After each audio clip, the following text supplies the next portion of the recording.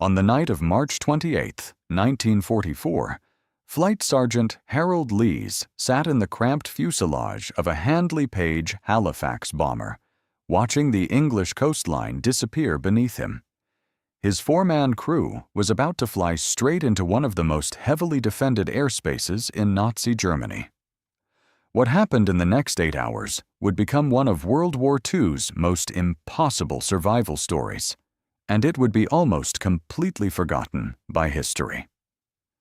Here's the thing about the Halifax. It wasn't the Lancaster. It wasn't the famous Avro that everyone remembers. The Halifax was heavy, awkward, underpowered compared to what the RAF desperately needed. Pilots called it the flying coffin, not because it was fragile, but because so few crews ever came home in one piece. The statistics were brutal. Out of 6,176 Halifaxes built, over 1,600 were shot down. That's a 1 in 4 chance of not surviving your tour. But tonight, this crew would beat those odds in a way that defied every law of physics and luck. The question isn't whether they survived. The question is, how?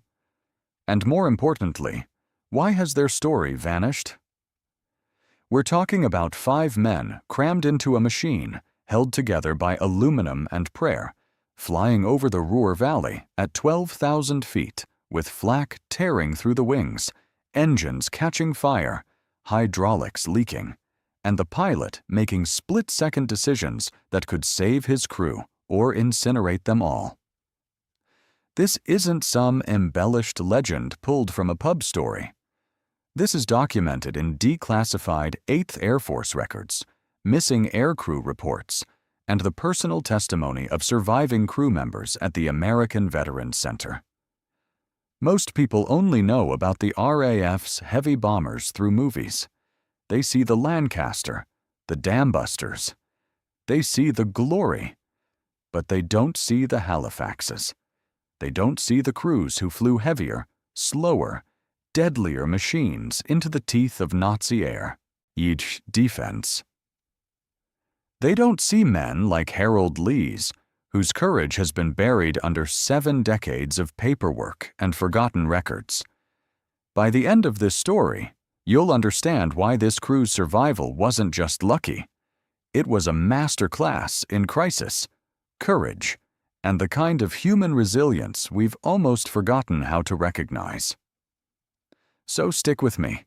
We're going back to 1944. We're climbing into a Halifax, and we're flying straight into the darkness. The Handley Page Halifax was born from desperation. In 1936, the RAF needed a heavy bomber that could match the German Luftwaffe. They wanted speed, range, and payload.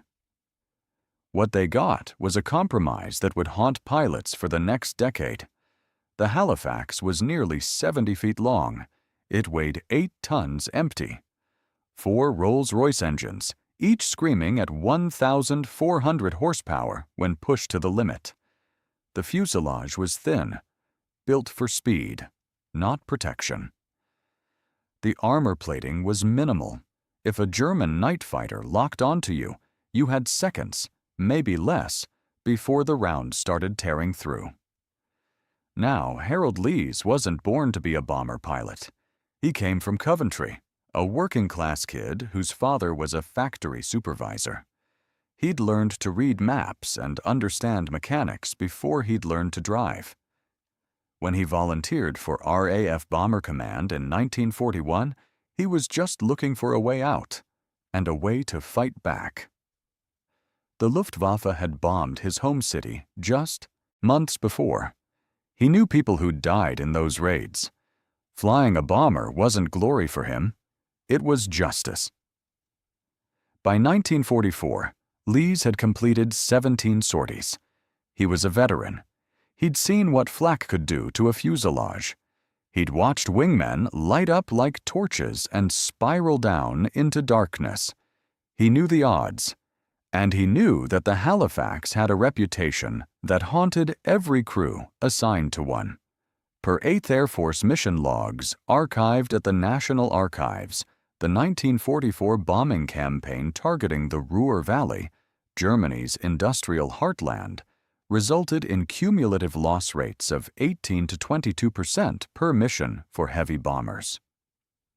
The Halifax, with its lower ceiling and slower speed compared to Lancaster's, faced disproportionately higher casualty rates. But Lee's had 4 men depending on him: his wireless operator, his navigator, his gunner, and his engineer. These weren't conscripts. They were volunteers. Volunteers who believed in the mission, even if they knew it might kill them.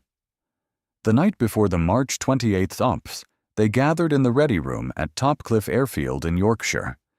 The intelligence officer explained the target: aircraft production facilities near Nuremberg, deep inside Germany. 8 hours of flight time, every minute exposed. German night fighters prowling the bomber stream.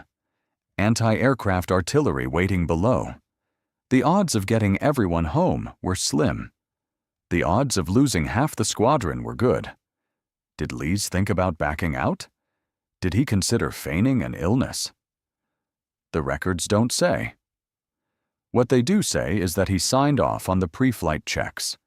He watched his crew climb aboard, and as the engines roared to life, sending vibrations through the whole machine, he knew that in a matter of minutes they'd either be home by dawn or they wouldn't come home at all. Takeoff was routine. The heavy bomber lifted off the runway at 1947 hours, struggling against its own weight, wheels tucking up with a hydraulic whine. Within minutes, Lees had joined the bomber stream. Dozens of Halifaxes, Lancasters, and Sterlings, all climbing toward the darkness, all heading for the same target. The North Sea was calm that night, just black water and starlight. The crew settled into their stations. The navigator plotted the course. The wireless operator tuned frequencies. The gunners scanned the empty sky, knowing that danger was still hours away. Then came the weather front. Right on schedule. At 8,000 feet, the clouds thickened. By 10,000 feet, they were flying blind inside a wall of gray. Ice was forming on the wings. The engines were working harder, burning more fuel. Lees tried a different altitude, climbing to 12,500 feet. But the icing got worse.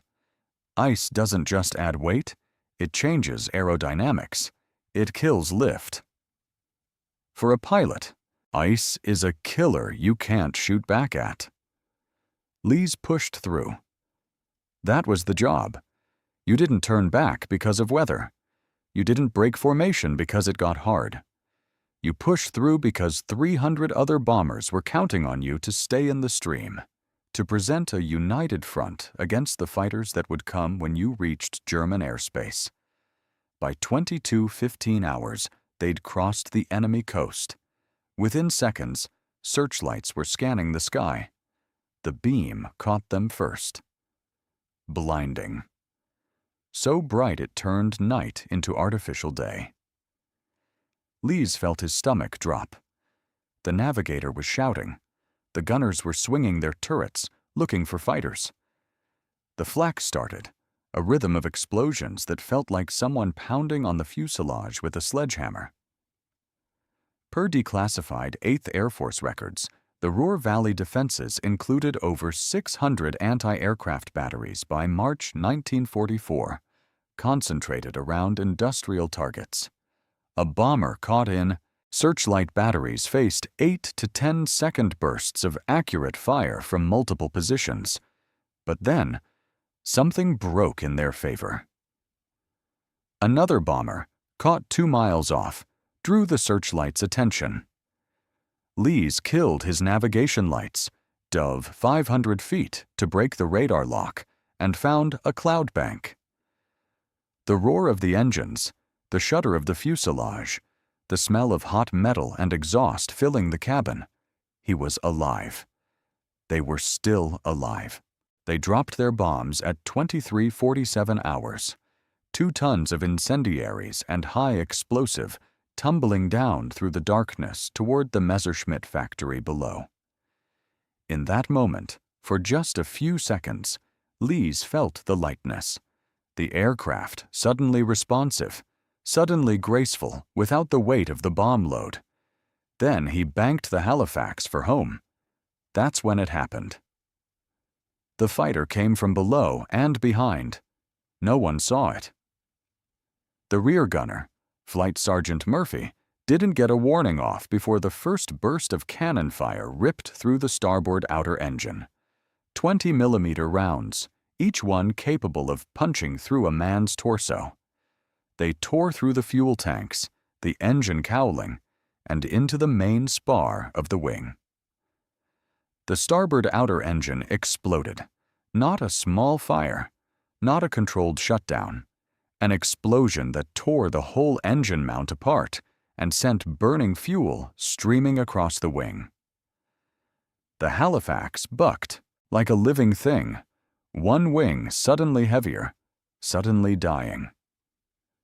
Lees felt the controls become sluggish. The trim tabs were fighting him. "Fighter at 6 o'clock high!" Murphy's voice crackled through the intercom. "Braking left!" Lees slammed the yoke. The Halifax groaned as it turned, too heavy, too wounded. The fighter, they'd find out later it was a Focke-Wulf 190, came around for another pass, another burst. This time, the cannon rounds found the port inner engine. Fuel lines severed. The cylinder head fractured. Black smoke, thick and oily, started pouring from the engine nacelle. 2 engines down. With 4 engines, a Halifax could struggle on. With 2 engines dead and the airframe wounded, a Halifax became a descending coffin. Lees was sweating now. Cold sweat, despite the heat from the burning engines. His hands were locked on the yoke. He was making micro-adjustments, fighting the aircraft's desire to spin down, trying to keep enough altitude to maybe reach the coast, maybe glide down over water instead of German farmland. "Shut down the port inner," he commanded. "Get me damage reports." The wireless operator was already working the extinguishers, spraying the dead engines with foam, trying to keep them from becoming more than just dead, trying to keep them from burning. Then the real problem revealed itself. The starboard wing, the one that had taken the engine explosion, was starting to fail. The hydraulic pressure was dropping. Lees felt it in the controls, a slight mushiness that wasn't supposed to be there. He glanced out the window and his heart nearly stopped. Through the darkness and the flames of the dying engines, he could see the wing. It was trailing fuel from a ruptured tank. The metal of the wing surface was buckled, crumpled like foil. A 3-foot section of the leading edge was simply gone. In that moment, Lees had to make a choice. Bail out. Get these crew out over Germany and hope they made it. Let the aircraft go and save his men. It was the choice every pilot dreaded, the one that kept them awake. But Lees did the math. 5 parachutes. Germany below. A crew of 5 men, trained to fly, not trained to evade. No combat experience in the field.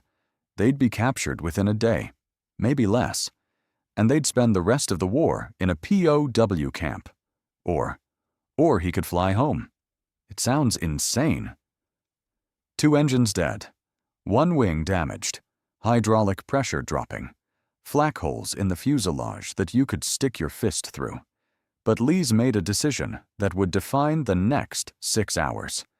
He would fly this broken machine back to England. He would land it. And if he couldn't land it, he would at least get it close enough for the crew to bail out over friendly territory. Per missing aircrew reports, MACR, filed after this mission, the Halifax's control surfaces were damaged beyond normal operating parameters. The damage report noted structural integrity of the starboard wing at 60% of design specifications, a threshold that should have necessitated immediate bailout procedures under standard RAF protocols. But Harold Lees was about to do something standard RAF protocols said was impossible. Navigator, new course, direct home, shortest route. Lees's voice was steady. He was a pilot, and pilots flew their aircraft home. That was the job. The navigator started working. The wireless operator was transmitting their position to Air-Sea Rescue. The engineer was managing the 2 remaining engines, coaxing every ounce of power from engines that were pushing 1,400 horsepower into a machine that was trying to die. And Lees was flying. Flying a Halifax with 2 engines dead. Flying it with a damaged wing that felt like it was trying to fold at any moment. Flying it across enemy territory, across occupied France, heading for the dark English Channel, and, if they were lucky, the English coast. The German fighter didn't come back. Maybe it ran low on fuel. Maybe the pilot thought they were done.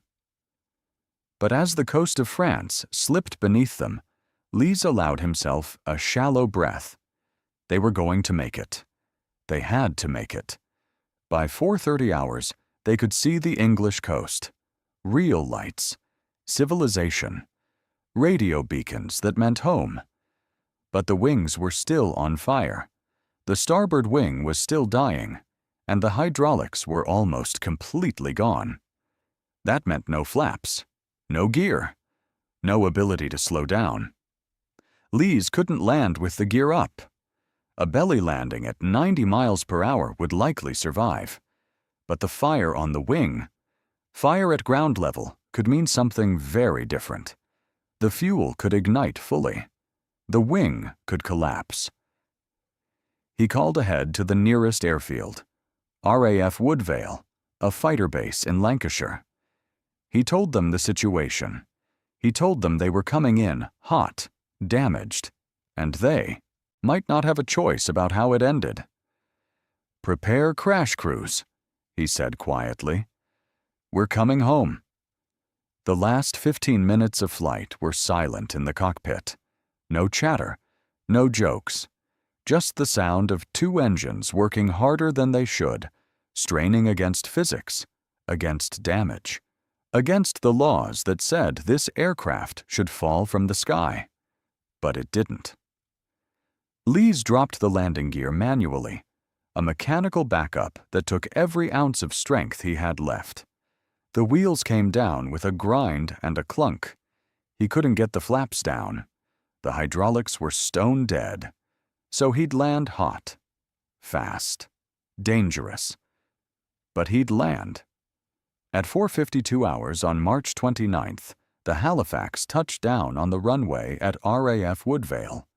No gear-up crash. No wing collapse. Just the shriek of tires burning and the smell of hot brakes as Lees stood on the pedals and fought this broken machine to a stop.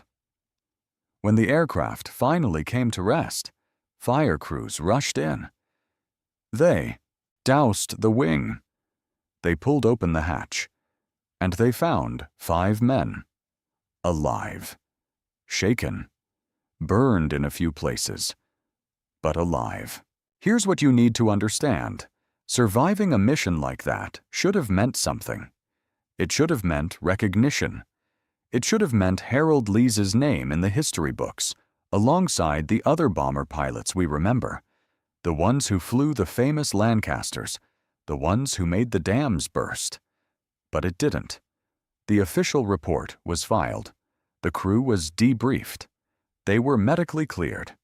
And then they were assigned to another mission, and another, and another.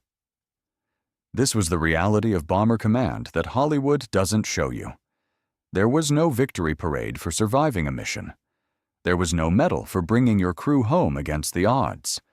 There was just the next target, the next night of flak, and fighters and fire. Lees completed his tour. 30 operations total.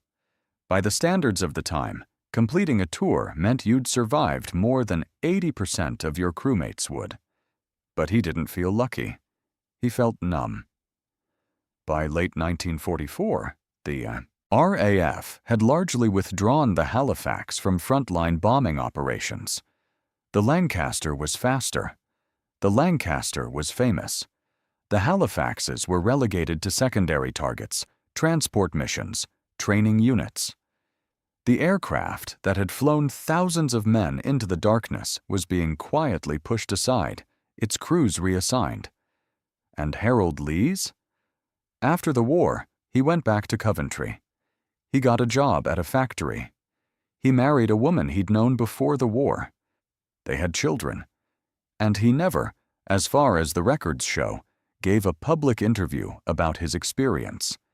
He didn't write a memoir. He didn't cash in on the story. According to the American Veterans Center archives and follow-up interviews conducted in 1998, Lees said simply, "We did our job. We came home. That was enough." But was it? Because here we are, 80 years later, and almost nobody knows his name. Almost nobody knows the Halifax pilots. Almost nobody knows that the flying coffin carried 6,176 brave men into battle, and nearly a quarter of them didn't come back. The Lancaster gets the history books. The Lancaster gets the legend. The Halifax gets the footnotes. The twist isn't that Harold Lees survived. We already know that. The twist is that he's far from unique. Of the 125,000 crew members who flew heavy bombers for the RAF during World War II, 55,573 were killed. That's 44% casualty rate, higher than infantry, higher than tank crews. Only the submarine service had worse odds, and most of them came home in aircraft just as damaged, just as impossible, as the Halifax Lees flew that night. The other thing the records show is something that historians still debate to this day. Was the bombing campaign worth it? Did the destruction of German cities break their ability to wage war? Or did it just destroy cities? Per John Armbruster's research in Tailspin, 2022, the cumulative strategic bombing campaign against Germany resulted in estimated casualties of 600,000 to 1 million civilian deaths. That's a moral weight that no crew member could have carried and remained sane. But those crew members didn't know that. They were told they were striking at factories, at military targets, at the industrial capacity of Nazi Germany. They were told they were shortening the war.